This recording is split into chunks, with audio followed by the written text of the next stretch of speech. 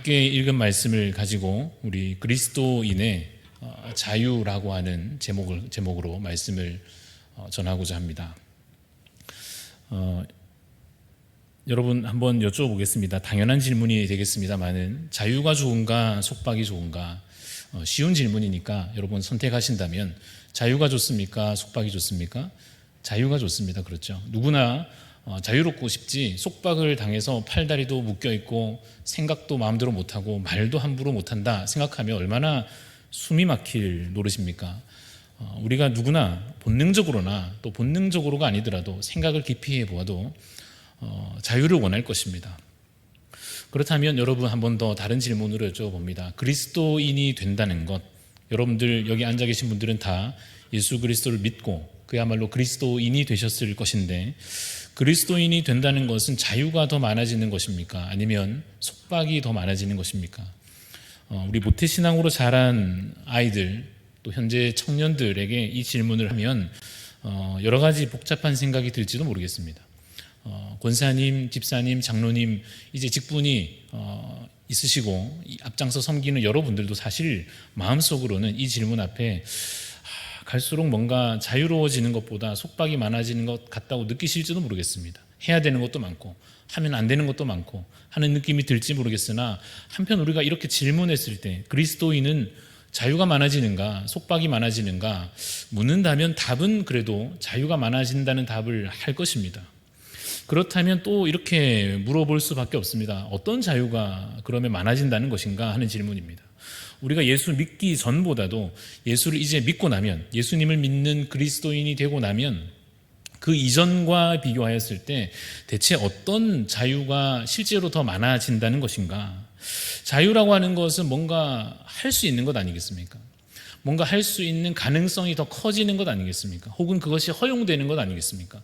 이전에 할 수 없던 것이 할 수 있어지는 것이 자유다라고 한다면 여러분들 어떻습니까? 그리스도인 되기 전과 지금 그리스도인이 된 후에 이전에 할 수 없던 것 중에 지금 할 수 있어진 것이 무엇이 있는가? 어떤 게 있으십니까? 예배 드릴 수 있지요. 물론 누구든지 예배 자리에 올 수 있으나 진정한 의미에서 우리가 하나님께 예배 드릴 수 있다 하는 것은 우리가 믿음으로 말미암아 우리에게 주어진 어떤 의미에서 자유인 줄로 믿습니다. 그래서 이것을 묻고 말하면 어떤 자유가 우리에게 있느냐? 선을 행할 수 있는 자유가 있다, 이렇게 말할 수 있습니다. 별로 기대가 되지 않는지 모르겠지만 선을 행할 수 있는 자유라니 별로 와닿지 않을 수도 있지만 이 아이들의 표정을 보면 좋은 것 같지요. 그렇죠? 자유를 누리는 자의 모습 아니겠습니까? 드디어 학기가 끝나고 오늘 드디어 방학식을 하고 집으로 돌아갈 때 아이들이 막 집으로 운동장으로 놀이터로 뛰어갈 때 그 마음과 그 표정은 그야말로 어떤 의미에서 해방감이 막 이렇게 보일 것입니다. 막 달려가고 좋아하는 모습이 있을 것입니다.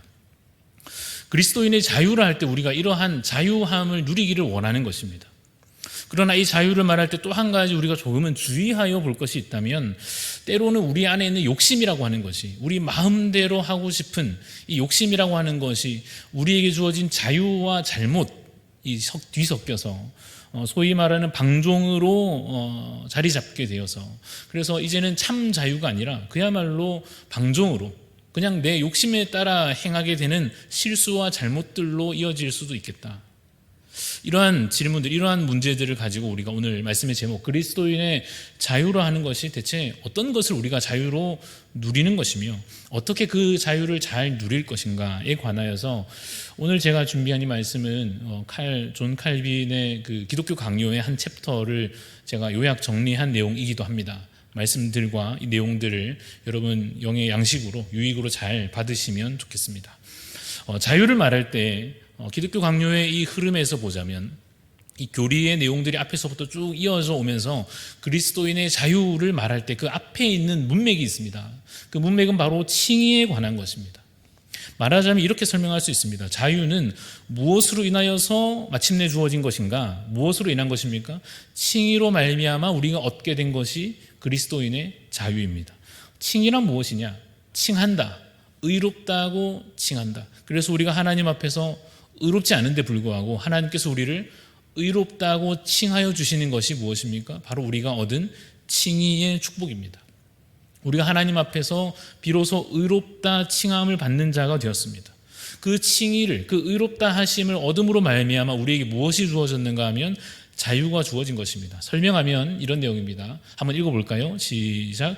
우리는 예수 그리스도로 말미암아 의롭다함을 얻었습니다. 아멘이십니까? 아멘입니다. 우리가 예수 그리스도를 믿으니까 어떠한 은혜가 우리에게 주어졌느냐 하면 의롭다함을 얻었습니다. 전혀 의롭지, 물론 전혀라고 말하기 좀 그렇지만 사실상 전혀 의롭지 않은 우리가, 그렇죠, 마음으로나 행실로나 우리의 영적인 상태가 하나님과의 관계에 있어서 전혀 의롭지 않은 우리가 예수 그리스도로 말미암아 어떻게 됐습니까? 의롭다함을 얻었습니다. 그래서 그 다음은 이것입니다. 의롭다함을 얻었으므로 이제 우리에게 어떻게 됐습니까? 신분의 변화가 일어난 것입니다. 어떻게 바뀌었죠? 더 이상은 뭐가 아닙니까?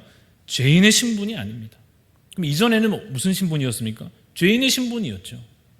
예수 그리스도로 말미암기 전에는, 그 십자가 은혜를 덧입기 전에는 우리의 신분은 어떠했는가 하면 죄인의 신분이었습니다. 그러나 이제는 우리가 의롭다함을 얻었으니까 더 이상 죄인이 아니라 의인이라고 하는 자격을 얻었으므로 더 이상 우리가 죄인의 신분이 아닙니다. 이것을 우리 목사님들 얘기하시는 신분적 구원이라고 우리가 말할 수 있습니다. 원래는 죄인이지만 바뀐 것입니다. 자격이 완전히, 신분이 완전히 달라진 것입니다. 그래서 이건 또 한번 같이 읽어봅시다. 시작. 그래서 이제는 속박 아래 있지 않고 주 안에서 자유함을 얻었습니다. 사랑하는 성도 여러분, 자유함을 얻은 줄로 믿으시기를 바랍니다. 뭐가 자유예요? 이러지 마시고 하나도 내 마음대로 할 수 있는 게 없는 것 같고 확 시키는 대로 해야 되는 것 같고 신앙생활에 맨날 이렇게 매여 있는 것 같고 명령에 복종만 해야 되는 것 같으실지 모르나, 그렇지 않고 우리가 구원받았으므로 예수 그리스도로 말미암아 의롭다함을 얻었으므로 우리에게 주어진 일, 신분의 변화, 그로 인해서 우리에게 주어진 것이 바로 무엇입니까? 자유함을 얻은 것입니다. 비유하여 말하자면 여러분들은 더 이상 뭐가 아닌가 하면 종이 아닙니다. 하나님의 집안에서 여러분들이 쉬기도 하고 자기도 하고 먹기도 하고 하나님 아버지와 대화도 하는데, 이전에는 종이었습니다. 함부로 집에 들어오면 안 되고 저기 마당이나 쓸고 시키는 일이나 하던 그런 노예와 같던 종의 신분과 같던 우리가 이제는 집안에 떳떳이 들어와서 아버지와 대화 나누고 같이 먹고 같이 누릴 수 있는 아들의 신분을, 그 자녀된 자격을 얻었다는 것입니다. 그것이 무엇입니까? 우리에게 주어진 자유함입니다. 이 자유함을 설명하는 데 있어서 반드시 이 이야기를 해야 됩니다. 뭔가 하면 이것입니다. 율법으로 의롭다함을 얻은 것이 아니다라는 것입니다. 이 얘기를 왜 할까요? 우리의 자유함에 관해서 얘기할 때, 그래서 앞에 있었던 칭의에 관하여서 의롭다함에 대해서 얘기할 때 이 얘기를 반드시 해야 됩니다. 율법으로 의롭다함을 얻은 것이 아닙니다. 이 얘기를 왜 하는가 하면 당시에 이러한 오해가 있었기 때문입니다. 사실은 지금도 있을 것입니다. 여러분들 중에도 아마도 있을 것입니다. 내가 하나님 앞에 의로워지는 것은 내가 뭔가를 잘해야 되는 것 아니겠는가? 물론 내가 예수 믿지만은 그래도 하나님 앞에 내가 떳떳이 서는 데 있어서 뭔가 내가 좀 많이 해와야 되지 않겠는가? 그래서 금식도 좀 하시고, 한번 손 들어 보겠습니다. 이번 주에 금식 하신 분 하면 아무도 손을 못 들고 밥을 새끼새끼 이렇게 막 아침 점심 저녁 잘 챙겨 먹어가지고 뭐 굶은 적은 있지만 내가 기도하고 말씀 묵상하고 하느라고 금식한 적은 없어가지고, 근데 누가 손을 들고 나는 금식했으니까 나는 떳떳하게 하나님 앞에 맨 앞자리에 딱 나와 설 수 있다는 것인가? 예배를 여러분 이번 주간에 주일부터 시작해서 몇 번째 드리고 계십니까? 제일 많이 드리신 분은 주일 오전 예배 드리고 오후 예배도 드리고 월요일에도 새벽에 오고 화요일에도 오고 오늘도 오고 이 저녁에도 와 있으면, 그래서 안 빠뜨리고 내일도 모레도 다 채우면 한 9번 되는데 9번 너무 아쉬운 것 같아가지고 주일 1, 2부 다 드려서 10번을 가득 채우면 와, 예배를 10번 드렸으니까 저 한 번 겨우 드린 사람하고는 좀 다르지 않은가? 하나님께 나아갈 수 있는 자격이 있다고 한다면 한 번과 10번의 이 차이는 좀 있어야 되지 않겠는가? 내가 10번이니까 좀 떳떳하고 이번 주에는 좀 덜 드려가지고 한 3, 4번밖에 안 돼서 이런 식으로 우리가 우리 자신의 의로움에 관하여서 계산하기도 하더라는 것입니다.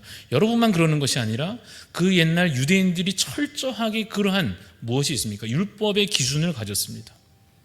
금식을 했는지 안 했는지, 예배를 드렸는지 안 드렸는지, 말씀을 읽는지 안 했는지, 심지어는 어떤 다양한 구체적인 율법의 규칙들을 가지고 그러했습니다. 그러나 여러분 이것을 반드시 기억해야 했습니다. 이거 한번 읽어보겠습니다. 시작. 우리의 칭의에 있어서 오직 하나님의 긍휼에만 매달려야 됩니다. 매달린다는 말은 그거 놓치면 끝나는 거죠. 근데 그 당시 유대인들은 뭘 놓치지 않으려고 바둥거리고 있는가 하면 내가 율법을 잘 지키고 죄 안 짓고 하여튼 10번 하고 20번 하고 100번 하고 실수하지 않고 여기에 매달려 있었습니다. 이거 놓치면 나는 의로움을 잃어버린다고 스스로 생각한 것입니다. 그러나 여러분, 우리의 의롭다함에 있어서 우리가 오직 유일하게 이것에만 매달려야 된다. 그것이 무엇입니까? 하나님의 긍휼입니다. 금식을 했는지 안 했는지, 예배를 몇 번 드렸고 성경을 몇 독 했고 전도를 몇 명 했는지, 재산을 나는 다 기부했는데 라고 생각하는 사람 입장에서는 억울하겠죠. 그렇죠? 왜냐하면 하나님의 긍휼에만 매달려야 된다고 하니까 누군가가 갑자기 자신 있게 뭐 한 것도 없는 사람이 자신 있게 하나님 앞에 의롭다함을 얻었다며 달려나가는 것이 영 보기 싫은 것입니다. 내가 한 게 있는데 라고 하는 인간적 기준이 아직도 있는 것입니다. 그러나 여러분, 한 번 더 반복합니다. 우리의 의롭다함에 있어서 오직 무엇을 의지하며 무엇을 바라보아야 하느냐? 오직 예수 그리스도만 바라보아야 합니다. 오직 하나님의 긍휼에만 의지하여야 합니다. 다시 말하면 우리 안에서, 내 자신 안에서 의로움의 근거를 찾으려 해서는 절대 안 된다는 것입니다. 여러분, 여기까지 말했는데 이것이 여러분에게 위로가 됩니까? 아니면 좀 억울하십니까? 목사님 그러면 안 되죠. 내가 한 게 있는데, 저 사람은 별로 하지도 않았는데 라는 억울함이 올라오십니까? 아니면 야 다행이다, 나 안 해도 좀 부족했는데 괜찮은 모양이다 라는 위로가 되십니까? 하나님의 복음이 왜 누군가에게 복음이 되고 누군가에게는 거치는 것이 되었는지 느끼실 수 있으실 것입니다. 근데 문제가 있습니다. 이렇게 복음을 전하여 여러분, 우리가 예수 그리스도로 말미암아 의롭다함을 얻었습니다 라고 선포하고, 하나님의 긍휼로만 우리가 의롭다함을 얻습니다 라고 복음을 이야기하고, 오직 예수 그리스도만이 우리의 유일한 구원의 길입니다 라고 은혜를 선포하고 나니까 어떤 생각을 계속 하는가 하면, 그러면 안 해도 되겠네, 괜히 금식했네, 배고픈데 괜히 10번이나 예배 드렸네, 나도 바쁜데 뭐 누구는 하지도 않는 예배를 괜히 새벽부터 나왔네, 괜히 나는, 누구는 다 자기 잘 먹고 잘 살고 좋은 집 사는데 괜히 내 재산 팔아서 가난한 사람 도와줬네 라는 식의 마음을 누군가 갖더라 하는 것입니다. 안 해도 된다 생각하는 것입니다. 어차피 거기에 의존할 일이 아니다 그러니까 그러면 뭐하러 하느냐라는 마음이 일어날 때 이렇게 답하는 것입니다. 그렇다고 해서 율법이 아무 의미가 없는 것은 아닙니다. 어떤 의미가 있습니까? 여러분들이 하나님 앞에 나아가도록, 예수 그리스도께로 여러분들이 그 죄에 대한 회개함으로 나아갈 수 있도록 계속해서 자신이 하나님 앞에 의로운지 아닌지, 거룩한지 아닌지에 관하여서 내가 하나님 앞에 더 나은 사람으로 서기 위하여 이러한 율법의 기준에 있어서 우리 자신을 돌아보는 데 있어서 이것은 분명 유익한 면이 있습니다.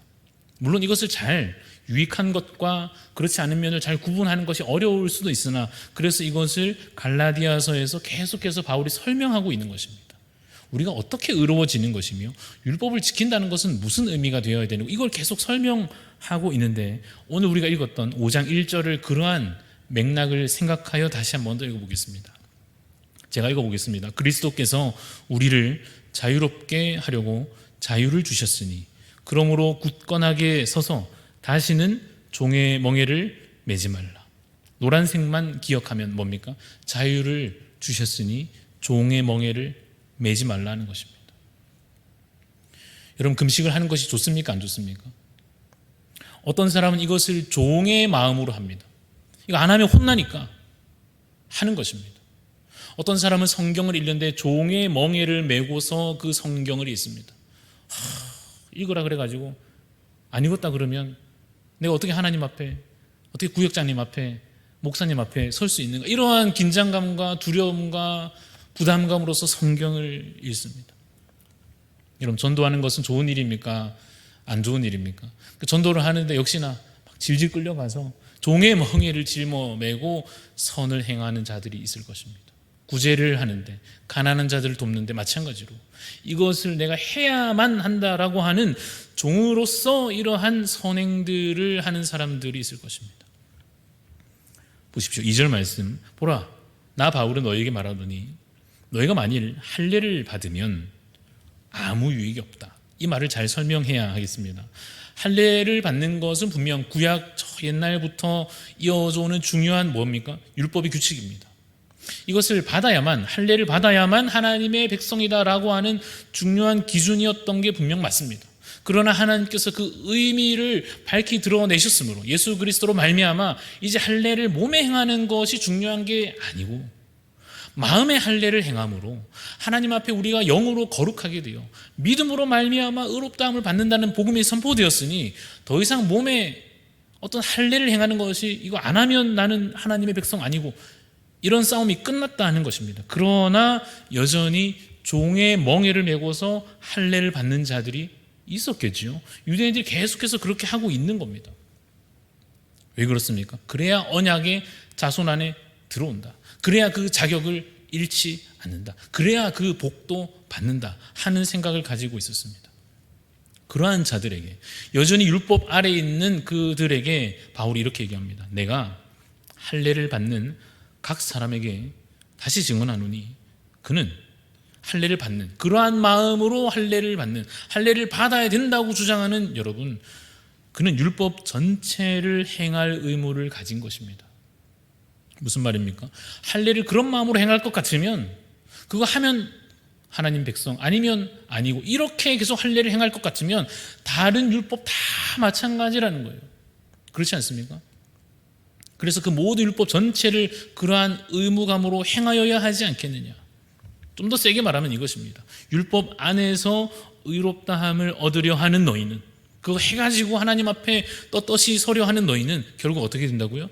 그리스도에게서 끊어진다 합니다. 왜 끊어집니까? 다른 것 붙잡고 있으니까, 자기 자신을 계속 붙잡고 있으니까, 그 하나님의 은혜의 말씀이 아니라, 예수 그리스도의 십자가가 아니라 여전히 자신이 해내는 그 의지와 그 결단과 그 종교적인 습관들과 그 형식과 그 율법에 매달려 있으니 하나님에게로부터는, 그리스도에게서 끊어진 자가 될 것이다. 은혜에서 떨어진 자가 될 것이다. 유대인들이 예수님을 안 보는 것입니다. 예수님을 바라보라고, 예수 그리스도를 바라보라고 아무리 복음을 외쳐도 바라보지 않는 것입니다. 내가 오늘 뭘 했는지 안 했는지 여전히 그것만 체크하고 있는 것입니다. 마치 구약시대의 광야에서 사람들이 뱀에 물려 죽어갈 때 모세가 장대 위에 놋뱀을 높이 달아 놓았습니다. 그래서 어떻게 하면 산다 했습니까? 쳐다보면 산다. 하나님께서 그렇게 놀라운 살 길을 열어주신 것입니다. 너희 백성 가운데 저기 중간에 큰 장대 위에 놋뱀을 만들어서 달아놨으니까 나와가지고 본즉 살더라. 이거 이제 하면 된다라는 복음이 그들에게 아무리 선포되어도 안 나오는 것입니다. 쳐다보지 않는 것입니다. 유대인들이 그러했습니다. 예수 그리스도께서 너에게 오셨으니 그를 바라보라 해도 안 보는 것입니다. 사랑하는 성도 여러분, 우리가 어디에 서 있는지, 내가 예수 믿고 여기까지는 와 있지만 내 신앙의 여전히 이 삶의 모습이, 내 마음의 중심이 어디에 와 있는지 다시 한번 점검해야 할 수도 있으니 잘 보십시오. 어떤 사람이 있습니까? 율법의 정죄 아래에, 그 위에 율법의 정죄가 있고 그 밑에 속박되어 있는 것입니다. 그 아래에 아직도 매여 있는 사람이 있습니다. 그래서 이 사람은 어떻게 느끼냐면 신앙생활은 속박인 거예요. 억압인 겁니다. 자유가 없는 겁니다. 매일매일이 고통스럽겠죠. 해야 되는 걸 억지로, 아니 겨우겨우 의무감으로, 두려움으로 행하고 있으니 성경을 읽으나 기도를 하나 예배를 드리나 사람들에게 선을 행하나 그 무엇 하나 숙제가 아닌 게 없고 짐이 아닌 것이 없어서 신앙생활을 내가 하면 할수록 무겁고 힘든 사람이 있을 것입니다. 어떤 사람이 또 있을까요? 한번 같이 읽어봅시다. 시작.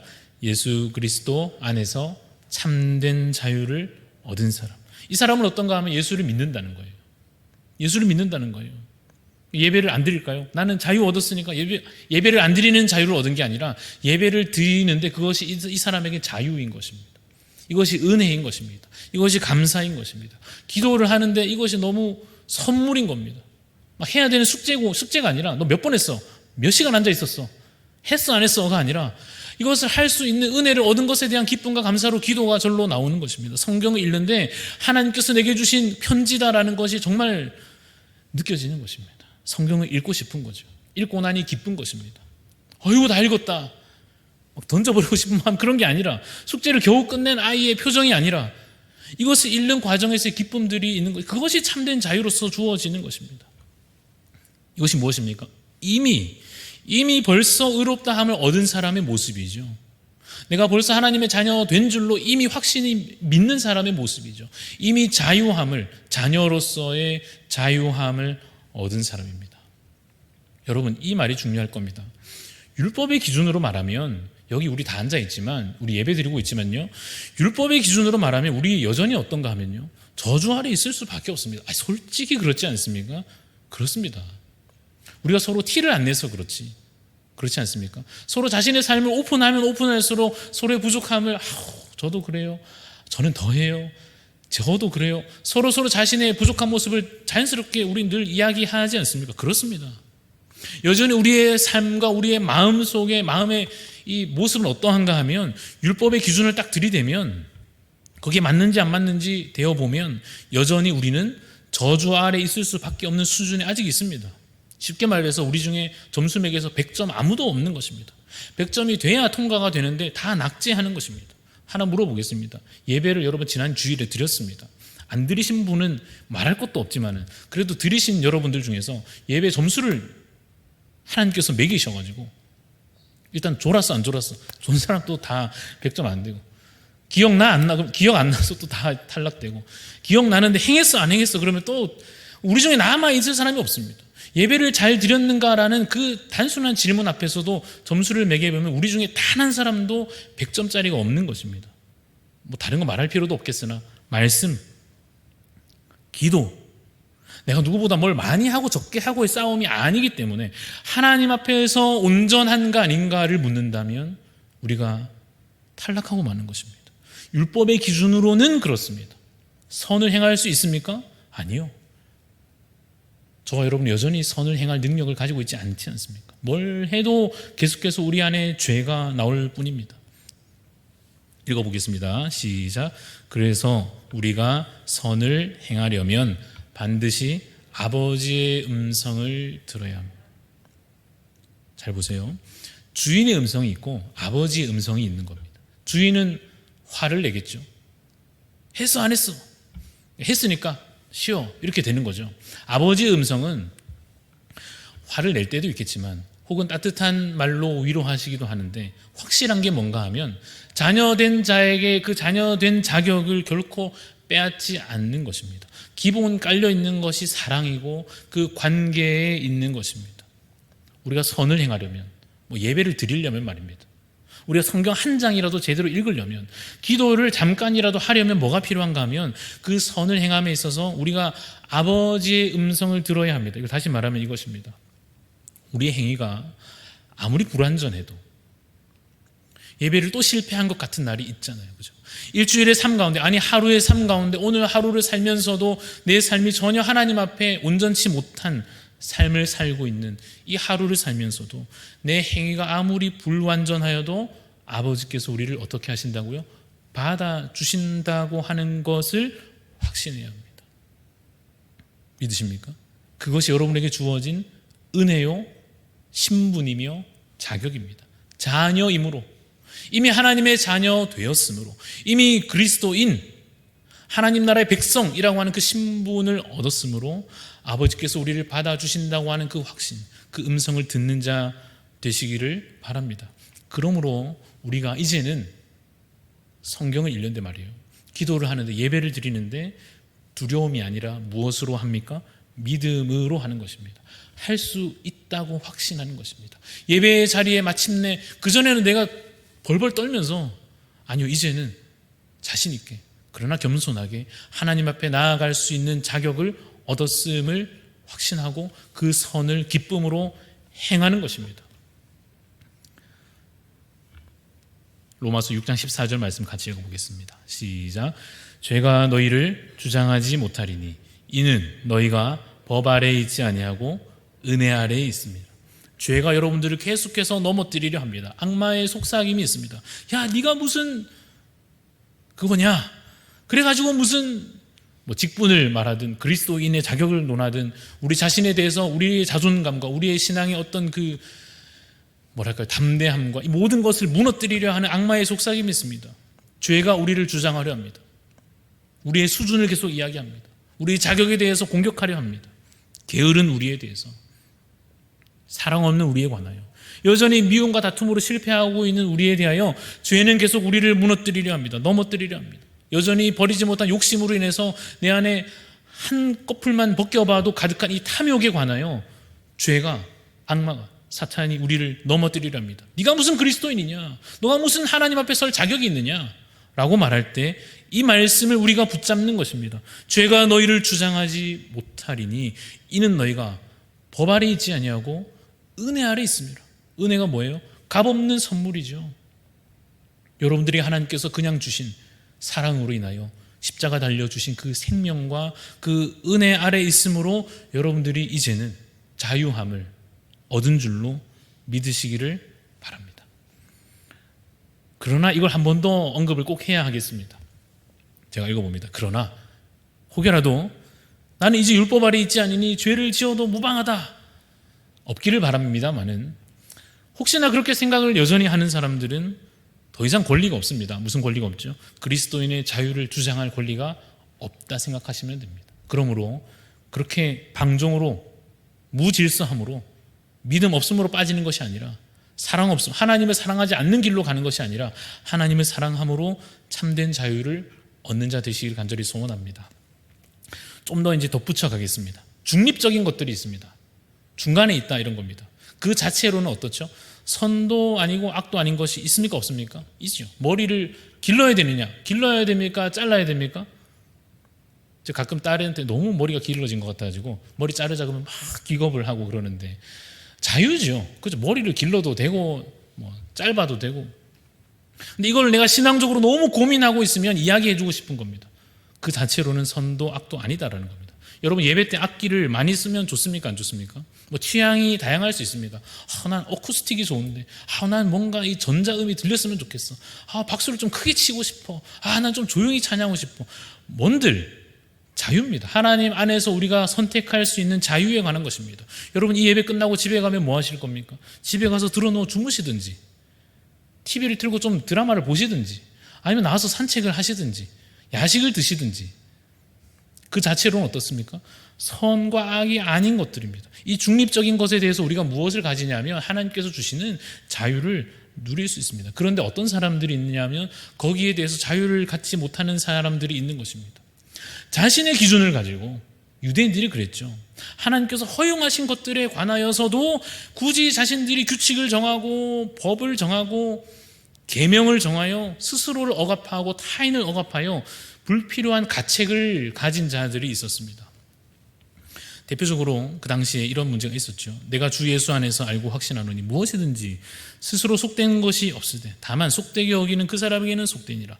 이러한 말씀들이 필요했던 그 당시에 중요한 이슈가 있었습니다. 그것은 역시 우상 제물을 먹는 문제였습니다. 우리가 얼마 전에 좀 다루었으니까 좀 간단히 설명드리자면, 먹어도 되는 것입니다. 기억나시죠? 먹어도 되는 것입니다. 그러나 그것을 스스로 죄에 그 문제에 있어서 스스로 죄에 빠지는 자들이 있었다는 것입니다. 이거 먹으면 안 되는데, 이거 하면은 죄 짓는 건데, 하나님께서 허용하신 것에 대해서마저도 자기 자신의 기준을 잘못 둠으로 인하여 스스로 양심의 가책을 느끼는 자들이 있습니다. 말씀 하나 더 보여드리면, 하나님께서 지으신 모든 것이 선함에 감사함으로 받으면 버릴 것이 없다. 여전히 그 먹고 마시는 문제에 있어서 하나님께서 허용하신 것들이 있는데, 사실은 죄가 아닌 것들이 있는데, 거기에 대해서마저도 불필요한 계명들과 규칙들로 자신을 억압하고 남을 억압하려 했던 자들이 있습니다. 사랑하는 성도 여러분, 얼마나 좋은 은혜입니까? 하나님께서 여러분에게 주신 은혜에 관하여, 선물에 관하여, 그냥 자유롭게 선택할 수 있는 것들에 관하여 감사히 여기셔서 누리시기를 바랍니다. 스스로 가책을 여기고 죄짓지 마시고, 실제 그것은 죄가 됩니다. 자기 자신이 그것으로 양심의 가책을 느낌으로 하나님 앞에 범죄하게 됩니다. 그러지 마시고 이제는 그 문제들을 조금 더 자유롭게 누리셔서 하나님 주신 시간들을 감사히 누리시기 바랍니다. 하나님 주신 재능들을 감사히 사용하시기 바랍니다. 하나님께서 여러분에게 주신 먹고 마시고 하는 그 의식주의 문제에 관하여서 주신 선물들을 기쁨으로 감사히 누리시는 여러분들이 되시기를 바랍니다. 이 뒷부분을 제가 할지 안 할지 시간 보고 결정하기로 하고 왔는데 해보도록 하겠습니다. 약간 부록처럼 혹은 이 주제와 관련해서 더 깊이 혹은 더 다양하게 고민할 문제들이 있으니까 이왕 나누어 보겠습니다. 준비한 내용들. 사치는 자유인가? 한번 여쭤보고 싶습니다. 여러분 어떠세요? 사치는 자유입니까? 아닙니까? 하나님께서 내게 먹을 것과 입을 것과 살 집을 주셨습니다. 이거 선물입니다. 그렇죠? 그래서 내가 여기 살지 저기 살지 자유로 주셨다니까요. 감사히 살면 되죠. 그런데 여러분 사치는 자유입니까? 라고 물을 때 기독교 강요에서 칼빈 선생이 이것에 관하여 상세히 설명해 주고 있는데 이렇게 답할 수 있겠습니다. 하나님의 선물을 욕심의 도구로 사용하면서 그 욕심에 대한 변명으로 자유를 말하는 자들은 자유의 의미를 왜곡시키는 것이다. 너무 어렵게 설명해 놨으니까 쉽게 설명하면 이런 겁니다. 내 욕심을 가지고 막 하면서 아니 자유잖아 이렇게 말한다는 거예요. 다른 사람 사랑하지 아니하고 심지어 하나님을 사랑하지 아니하고 그냥 내가 누릴 것에 관하여서 마음껏 탐욕을 다 그래서 온갖 것을 다 가지고서 그 욕심에 대한 변명으로 이거 자유잖아. 아니 하나님 내게 주신 건데 뭐. 근데 뭘 그렇게 잘못했어? 라고 말할 때 이것은 뭐죠? 자유의 의미를 왜곡시키는 것입니다. 여러분 필요한 것 이상을 누리실 때 조심하셔야 할 것입니다. 하나님께서 우리에게 주신 은혜 가운데 특별히 현실적인 여러 가지 조건들에 관하여 내가 필요 이상의 것을 누릴 때 조심해야 할 것입니다. 하나님께서 여러분이 주신 의식주가 선물이지만 쉽게 이것이 우리의 욕심의 도구가 될 수 있다면 이것에 관해서 여러분 조심하셔야 할 것입니다. 방종될 수 있습니다. 자유의 선을 넘어가 그냥 욕심과 탐욕에 불과한 것으로 또 넘어가 버릴 수 있고 그거 안 하면 또 마음 불안하고 그거 안 하면 또 마음이 막 실망되고 그거 안 하면 또 막 또 다른 억압이죠. 그게 무슨 자유입니까? 우리가 그렇게 쉽게 빠질 수 있는 존재임을 기억하여야 할 것입니다. 하나님께서 그래서 그런 줄 아시고 이 말씀을 주셨습니다. 뭡니까? 한 사람이 두 주인을 섬기지 못한다. 우리의 마음에 그렇다는 거죠. 너희가 하나님과 재물을 겸하여 섬기지 못한다. 재물을 주셔놓고는 하나님께서 하나님과 재물을 겸하여 섬기지 못한다. 하나님 어떻게 하라는 건가요? 조심하라는 겁니다. 그렇죠. 하나님 주신 은혜에 관하여서도 이 물질적인 것에 관하여서 내가 이것을 하나님보다 앞세울 위험을 조심하여야 할 것입니다. 참된 자유는 이런 것입니다. 우리 한번 읽어보겠습니다. 같이 읽습니다. 시작. 나는 비천에 처할 줄도 알아. 풍부에 처할 줄도 알아. 모든 일 곧 배부름과 배고픔과 풍부와 궁핍에도 처할 줄 아는 일체의 비결을 이게 자유죠. 큰 집에 살아도 되고 작은 집에 살아도 되고 이게 자유죠. 진정한 자유죠. 많이 먹어도 되고 적게 먹어도 되고 이게 자유 아닙니까? 내가 선택할 이런 것들로 인해서 내가 죄 짓지 않을 수 있는 아주 성숙된 신앙의 인격과 그 삶의 습관들을 가지실 수 있기를 좋은 겁니다. 너무너무 좋은 겁니다. 누리실 수 있기를 간절히 소원합니다. 하나 더 하겠습니다. 믿음이 약한 자들이 있을 것입니다. 그냥 막 자유롭게 내가 살고 싶은 마음으로 혹 이 문제에 있어서 또 잘못할 수 있는 것입니다. 아시죠? 그러므로 만일 음식이 내 형제를 실족하게 한다면 바울이 말하는 것입니다. 혹시 내가 우상 제물 먹어가지고 누가 그것 때문에 실족하고 그럴 것 같으면 나는 영원히 평생 고기 안 먹어도 상관없다. 나는 내 형제를 사랑하고 그가 실족하여 넘어지지 않도록 하는 것이 더 중요하기 때문에 이런 문제에 있어서 나는 더 이상 상관없다. 이것이 무엇입니까? 자유함을 잘 누리는 방식입니다. 먹어도 되지 뭐 이러는 게 아니라 야 그게 뭐 잘못했어 가 아니라 야 넌 그거 아직도 모르냐 가 아니라 아직 신앙이 약한 자들을 위해서 이 문제에 있어서 누군가 넘어질 것을 예비하여 걱정하여 서로 사랑으로 배려하며 함께 이 문제들을 더 성숙한 마음으로 선택해 갈 수 있기를 소원하는 것입니다. 여기까지 갈 수 있을지 몰랐는데 마저 하겠습니다. 무조건 양보하고 배려해야 되는가? 아유 목사님 그만합시다. 뭘 계속 물어봐요 하지 마시고 끝까지 한번 잘 따라와 보시기 바랍니다. 아니 뭐 그냥 자유를 누리면 된다 싶은데 뭘 또 뭐 많습니까? 뭐 기독교 강요를 읽어보면 우리의 신앙적인 깊은 고민들을 다 답해 주려고 얼마나 성실하게 써놨는지 모릅니다. 요약해 왔습니다. 내가 이제 양보할 겁니다. 내가 혹시 먹는 문제에 있어서 이 사람이 넘어질까 봐 날 안 먹기도 할 것입니다. 맞죠? 내가 집에 옷이 있지만 안 입을 거예요. 왜요? 이것으로 인해서 누군가가 넘어지고 실족할 수도 있으니까 굳이 안 입을 겁니다. 다른 데 나갈 때 입고 굳이 교회 올 때는 안 입고 이렇게 할 수 있잖아요. 그죠? 그런데 무조건 그렇게 내가 늘 양보하고 배려해야 되는가? 결론은 아닙니다. 이런 겁니다. 디모데와 디도의 할례 문제가 있었습니다.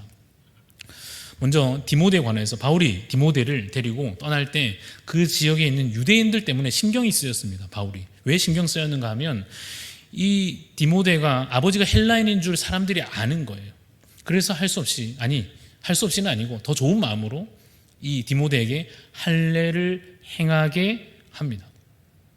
바울은 알고 있습니다. 할례 안 해도 더 이상 몸에 할례를 행하지 않아도 우리가 이미 하나님 앞에서 의롭다함을 얻는다는 바울이 누구보다 잘 알매도 불구하고 지금 굳이 디모데에게 할례를 행하게 합니다. 그 이유는 이것입니다. 읽어봅시다. 시작.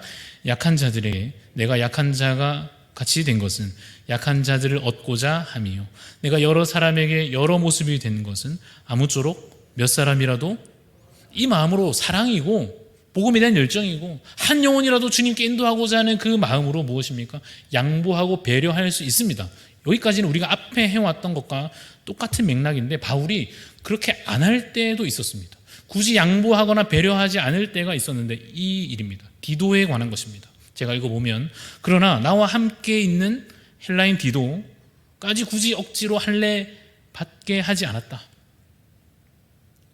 아까 디모데처럼 받게 할 수 있습니다. 유대인들이나 또 다른 사람들이 이 문제 때문에 반응이 어떨지 알기 때문에 할례를 받을 수도 있는데 굳이 안 했습니다. 이번에는 왜 안 했? 아까는 했는데 왜 이번에는 안 했는가 하면 제가 읽어보겠습니다. 이는 가만히 들어온 거짓 형제들 때문이라. 그러니까 이 사람들은 작정하고 바울을 공격하는 사람입니다. 신앙이 약한 사람이 아니라 복음을 받아들이고 배워가려고 하는데 아직 신앙이 어린 사람이 아니고 아예 악한 마음을 품고 교회를 공격하고 복음을 대적하고 바울을 비방하는 자들입니다. 그들이 가만히 들어온 것은 그리스도 예수 안에서 우리가 가진 자유를 엿보고 우리를 종으로 삼고자 함이로되 그 다음 5절에 그들에게 우리가 한시도 복종하지 아니하였으니 바울이 이 문제에 있어서는 굳이 타협하지 않습니다. 할례를 행할 수 있지만 그러면 저들이 좋아할 수도 있으나 굳이 그들의 악한 마음에까지 그 마음을 양보하지는 않습니다. 사랑하는 성도 여러분, 하나님께서 우리에게 주신 자유가 있습니다. 하나님께서 우리에게 주신 많은 은혜와 선물들이 있습니다. 이것을 하나하나 행하는 데 있어서 오늘 우리가 이야기해온 여러 가지 이 주제들, 이슈들과 관련하여서 이거는 해도 되는 건가? 이거는 안 하는 게 나은 건가? 하나님께서 이것을 우리에게 허용하신 것인가에 관하여 깊이 고민하고 기도하며 이야기 나누며 배워가야 할 것은 우리의 모든 삶의 문제가 이것에 관련되어 있기 때문일 것입니다. 바로 없기는 여러분들이 오늘 이 읽은 말씀들과 이 주제들을 잘 하나하나 기억하시며 필요하면 얼마든지 반복하여 여러분 들어보실 수 있으니 그렇지 않습니까? 혹은 책을 읽어보실 수 있으니 이 문제에 관하여 더 깊이 있는 신앙을, 더 깊이 있는 신앙 이해를 가지시기를 소원합니다. 이제 마지막 성경 구절 읽어보겠습니다. 노란색만 읽으면 됩니다. 읽어보겠습니다. 시작. 믿음과 착한 양심을 가지라. 이것입니다. 오늘 결론을 말하자면 이 말씀대로 믿음과 착한 양심을 가지는 것입니다. 하나님께서 우리에게 주신 믿음 안에 먼저 서는 것입니다.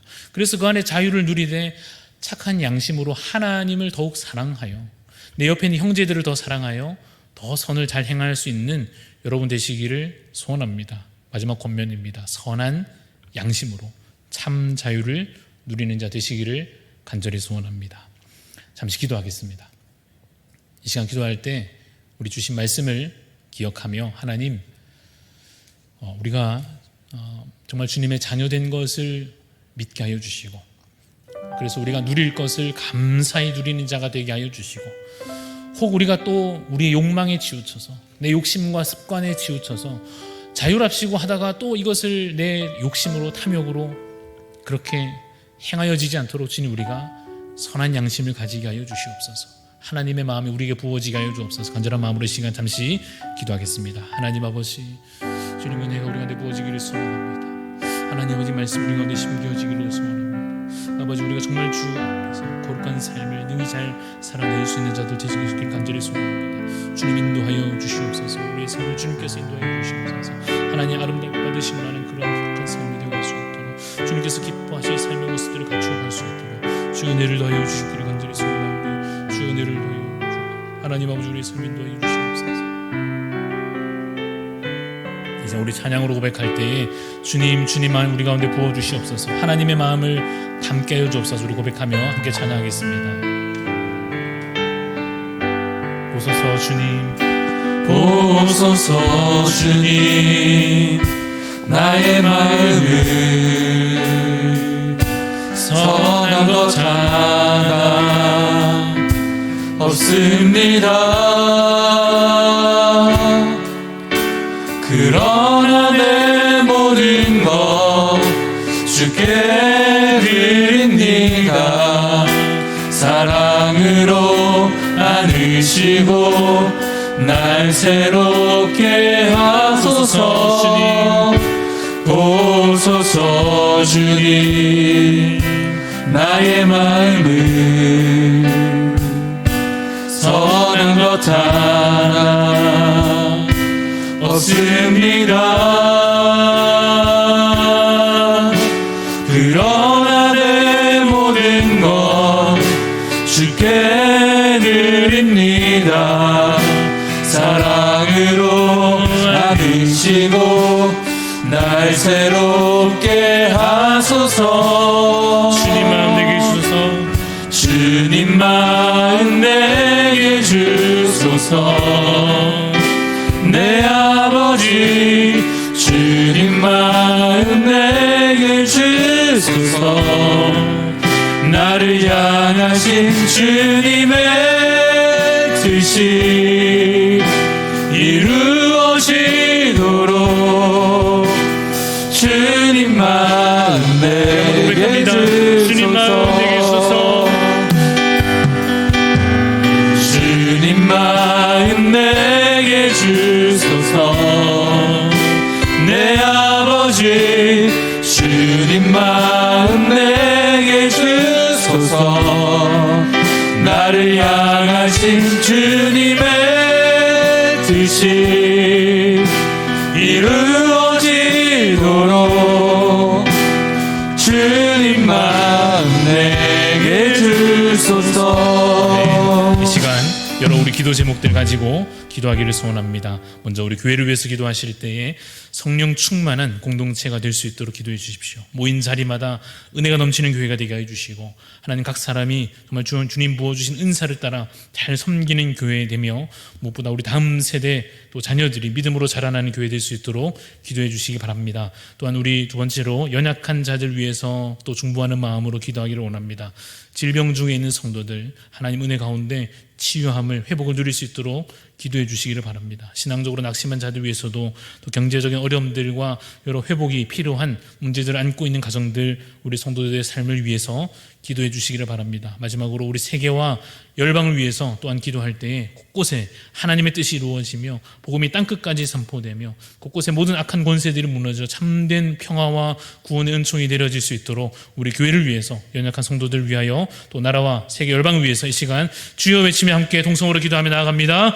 주여 아버지 하나님 주님의 마음을 함께 기도해. 하나님 아버지 주 앞에 나와 주 안에 성령 무릎 충만한 될수 있도록 하나님을 부어주셨기를 간절히 소원합니다. 하나님 아버지 모임 자리마다 주의 은혜가 넘치게 해주시옵소서. 함께 모여 예배할 때 하나님 부어주신 하늘의 은혜가 넘치게 해주시옵소서. 하나님 아버지 참된 주의 은혜와 긍휼과 평강이 우리 가운데 부어져 은혜를 누리게 해주시옵소서. 성령 하나님 참으로 우리 가운데 하늘 문이 열리고 은혜의 빛을 하나님 보이신 이 땅 가득 내리도록 마침내 주 오셔서 의의 빛을 우리의 부시도록 우리 함께 기도해. 하나님의 뜻을 이루어가는 세대가 되게 하여 주시고 그리스도의 세대가 되게 하여 주시고 함께 기도해. 주 앞에 나와 무릎 꿇고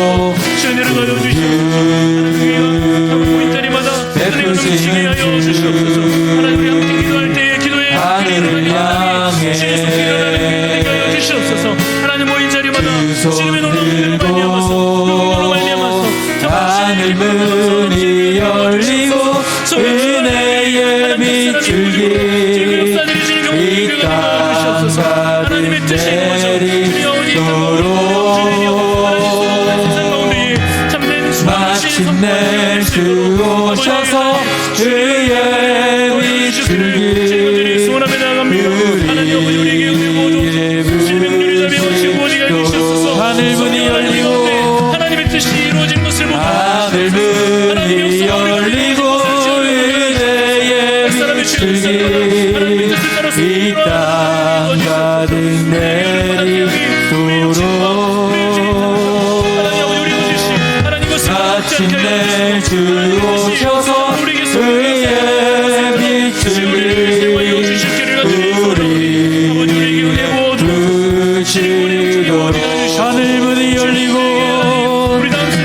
하늘문이 열리고 은혜의 비추기 이 땅 가득 내리도록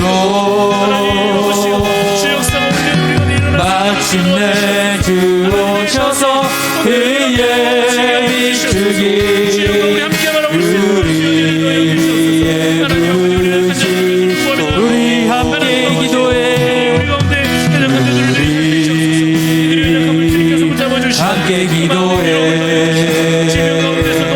주 앞에 나와 육신의 약함으로 넘어질 때 꿇고 그 믿음이 정수가 이루어지지 않게 해주시고 하나님 모든 질병 사라지며 즐거움을 말미암아 주 안에서 잠을 누릴 수 있도록 하늘을 향해 은혜를 지어 부어주시옵소서. 주의 두 손 들고 하늘문이 열리고 은혜의 비추기 이 땅 가득 내리도록 마침내 주 오셔서 의의 비추기 우리의 부르심 하늘문이 열리고 하늘문이 열리고 은혜의 비추기 이 땅 가득 내리도록 마침내 주 오셔서 의의 비추기 우리의 부르심 하늘문이 열리고 하늘문이 열리고 은혜의 비추기 이 땅 가득 내리도록 마침내 주 오셔서 의의 비추기 우리의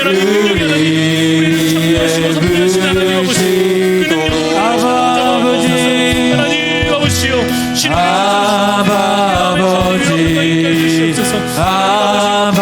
아버지 나를 안으시고 바라보시는 아버지 아버지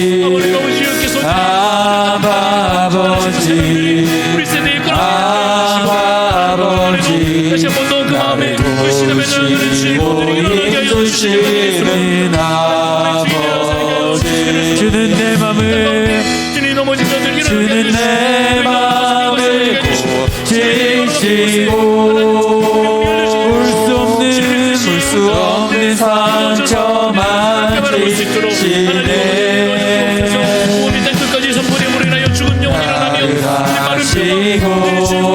나를 이해하시네 내 영혼 새롭게 세우시네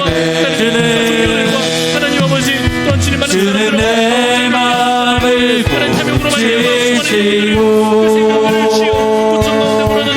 볼 수 없는 상처 만지시네 나를 아시고 나를 이해하시네 내 영혼 새롭게 세우시네 주는 내 맘을 고치시고 주는 내 맘을 고치시고 볼 수 없는 상처 만지시네 소망하오니 오 하나님 아버지 나를 아시고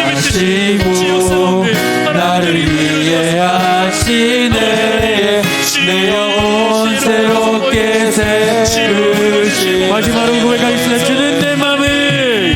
주는 내 맘을 고치시고 물 수 없는 상처 만지시네